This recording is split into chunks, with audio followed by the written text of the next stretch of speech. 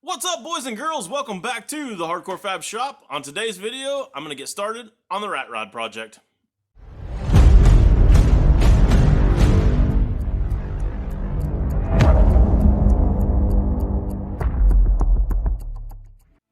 In the last video, you guys see me gather up some of the parts and pieces that I've got laying back here.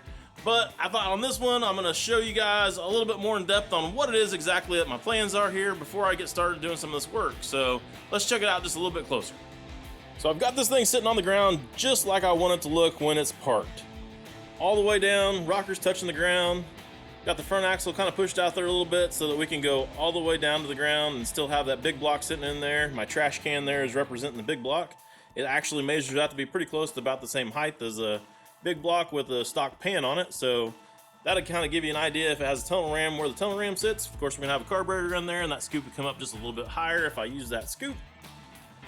Gonna have to build a custom chassis for it, of course. I think I'm gonna go ahead and do a cantilevered airbag front end suspension going on there on the front, so kind of been working through that in my head a little bit. And of course, the only way to do it is to have those big giant nasty slicks on the back. And I've got them positioned pretty close to about where I want the rear end to sit. So I did pick up a Ford 9-inch while I was out there. Gotta go through that bad boy, but no big deal there. And it's gonna sit in there real close to where those tires are at, like I said. So the bed is going to be pretty short as well because we don't want the bed hanging way back far off the back of the truck. So this bedside that I got is kind of already all hacked and whacked up. The one on the other side is actually a pretty decent bedside. I've got so much junk over there I can't really show it to you guys, but anyways, both of them are pretty straight across the top, so the top rails are in pretty good shape. And of course, I've got that tailgate that I had to begin with. So I think I can make that tailgate and these bedsides work together with the rear end that I've got and actually make this thing look pretty decent. The side rails with the little curve in them right there at the top is probably going to have to go over to the top of the tire instead of being down inside there, but I think that'll actually look better anyways. And when it's all said and done, I can build a cool roll pan or something for it and kind of tie everything all back together in the back. Of course, the back gets 4-linked and airbag back there as well, and that should make this thing handle and drive out pretty dang decent. Of course, to be able to get that big block through there, we're going to have to take that firewall out. That's going to have to all go away, and a good section of the floor. I got that light sitting there so you guys can see. The rust is actually pretty bad in the front section there. It's a little worse than what I was thinking it was out there, but it's still something that I can work with. The back section of the floor underneath the seat is in a lot better shape, so we might be able to save some of that and then just do a tunnel through the middle of it. All of that's going to have to come into play after I get the motor sitting in the frame and we see exactly what it is that we got to deal with at that point. That kind of gives you guys an idea of what I've got going on there. Now I'm excited to get working on it. Okay, so if I'm going to be successful in putting all these parts and pieces together, then I need to come up with a game plan here. So what I've done, I started drawing up some stuff on a CAD program. Let me show you guys what I've got.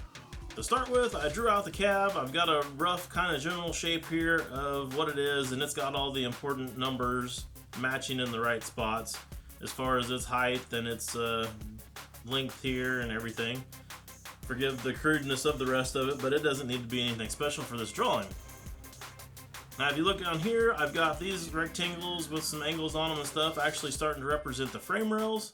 Those will be square tubing, and then I've got some gussets drew up that will plate that in on the sides. And I've got the mount back here for the 4-link bars to hook up to in the back. And I went ahead and put in the representation of the tire here in the back as far as its size and the location of the brackets on the rear end. That'll give us adjustability there to make this thing ride out and perform pretty good. On the front, you can see that I've got a drawing here of possibly what the front will end up looking like as far as a cantilever arm for the air ride system on the front. Right now I've got this thing sitting about 4 inches off the ground represented by this square. That 4 inches is going to be the ride height of this thing when it's running up and down the road, and that's going to be when this bag right here will be flat and even, and that's where we'll see it most of the time at ride height. Okay, so with that gives you guys an idea of, and me, an idea of what it is that we're doing on some frame rails. So I think it's time to actually go cut up some metal and start putting this thing together. I'll spare you guys all the hours of cutting and grinding to get to this point and just show you the finished product on the frame rails. They are a 4x2 box square tubing. It is kind of a mixture between 3/16 and 1/8 wall, just because that's what I was able to source right now. But everything is boxed and welded all together and fish plated, so there shouldn't be any issues with any strength or anything there. I designed these brackets to go along with this frame rail before it's been made, so they fit together real nice, and it should add a lot of strength to that Z right there in the frame. And that buzzer was my front door opening, and it was my buddy Marco. He'd come in to see what was going on and hang out in the shop.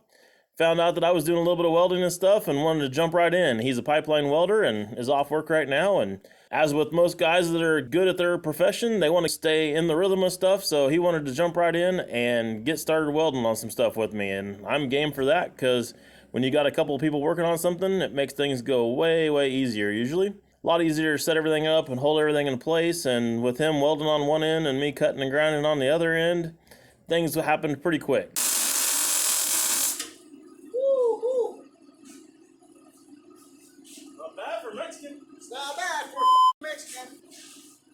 So now with the frame pretty well done, I've got to figure out how to get the cab over onto the chassis and get it stuck down. So I've been looking at it a little bit, and I've got a pretty good idea how to do that. Let me show you guys what I'm thinking.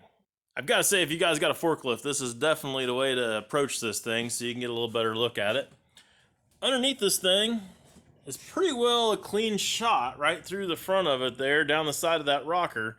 There was one spot here where I had to take out just a little bit, but I found some 4-inch square tubing that's going to lay in right through here. I said square tubing, angle iron. That's going to lay in right through here and then come back over and then touch on the floor of the cab where all the mounts are at. There's a mount there. That one all needs to be pretty well redone. But the other mounts that are in through here, can't see them very good, but they're all in pretty good shape. Everything's going to lay within that piece of angle iron, and it's going to give me a support down through here on the side of this rocker so that when we do drop it to the ground, it'll be hanging just a hair lower. And that being just a little bit lower is going to save the whole bottom of the door, because there's no rocker or anything on the bottom of that door. So if we drop that down and it lands kind of on a rock or brick or something right there, it's going to damage the door. Now that angle iron is actually going to save us, and it'll give us a good place to be able to attach the body and then attach to the frame. After another day's worth of work of fitting those pieces of angle iron underneath the bottom of the cab and get them all bolted up, I welded them together where they couldn't move anywhere and got them slid over onto the frame and made some mounts to be able to weld them up to the chassis. Marco showed up again to throw the final beads on them. And just like that, we've got a frame. What do you guys think? Of course, I still got a little bit more welding to do on it, because we are going to have to put in a transmission cross member and probably a cross member for the engine. So those will still be going in, but I've kind of got to get everything all sitting all in place first before I can make sure that those are in the exact right spot where they need to be. Real quick before I wrap this video up, I want to tell you guys thank you from the bottom of my heart. It means a lot to me that you guys sit here and watch these videos, take the time out of your day. I know there's tons of other things you could be doing, but it truly does mean a lot to me that you guys do watch them. And if you guys have any suggestions on anything that I can do better or change, or if you've got any ideas on something for a video in the future or something like that, please feel free to hit me up in the comments down below and let me know what you got. Well, I think that's all I've got for you guys today. Hope you guys enjoyed it, and I'll be back to working on this thing in the next video.